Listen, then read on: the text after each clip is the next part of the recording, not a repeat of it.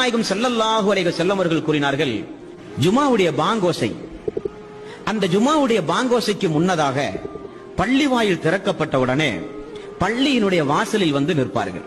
அவர்களுடைய பணி என்ன அன்பார்ந்த சகோதரர்களே? அவர் ஜுமாவுக்கு மட்டுமே இந்த உலகத்தில் இறங்கப்படக்கூடிய மலக்கு.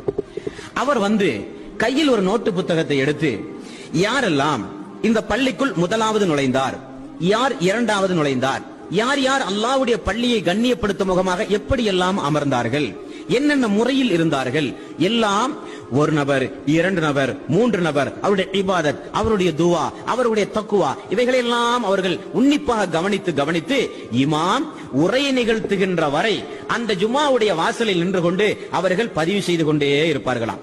இமாம் ஜுமாவுடைய மேடையில் ஏறினால் புத்தகத்தை மூடி அவர்களும் உரையை கேட்க அமர்கிறார்கள்.